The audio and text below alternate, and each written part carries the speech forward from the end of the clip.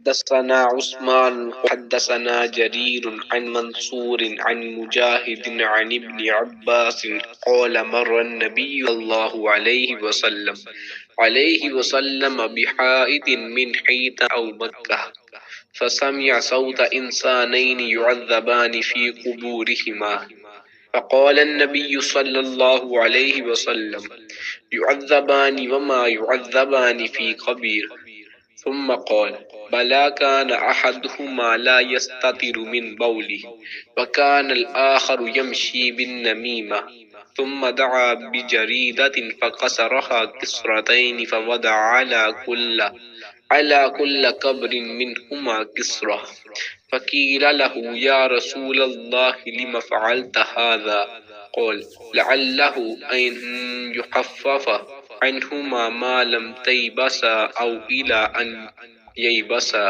وقال النبي صلى الله عليه وسلم لصاحب القبر كان لا يستتر من بوله ولم يذكر سوي بول الناس.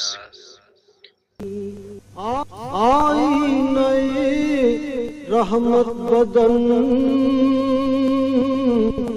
سانسیں چراغ علم و فن. رسول اللہ صلی اللہ علیہ وآلہ وسلم ایک دفعہ مدینہ یا مکہ کے ایک باغ میں تشریف لے گئے۔ وہاں آپ صلی اللہ علیہ وآلہ وسلم نے دو شخصوں کی آواز سنی جنہیں ان کی قبروں میں عذاب کیا جا رہا تھا۔ آپ صلی اللہ علیہ وآلہ وسلم نے فرمایا ان پر عذاب ہو رہا ہے اور کسی بہت زیادہ گناہ کی وجہ سے نہیں۔ پھر آپ صلی اللہ علیہ وآلہ وسلم نے فرمایا بات یہ ہے کہ ایک شخص ان میں سے پیشاب کی چھینٹوں سے بچنے کا اہتمام نہیں کرتا تھا اور دوسرا شخص چغل خوری کیا کرتا تھا۔ پھر آپ صلی اللہ علیہ وآلہ وسلم نے کھجور کی ایک ڈالی منگوائی اور اس کو توڑ کر دو ٹکڑے کیا اور ان میں سے ایک ایک ٹکڑا ہر ایک کی قبر پر رکھ دیا۔ لوگوں نے آپ صلی اللہ علیہ وآلہ وسلم سے پوچھا کہ یا رسول اللہ یہ آپ صلی اللہ علیہ وآلہ وسلم نے کیوں کیا؟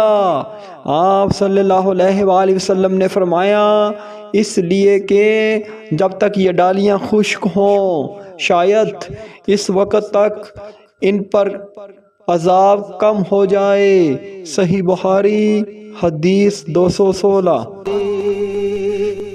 دعویٰ ہے تیری چاہت کا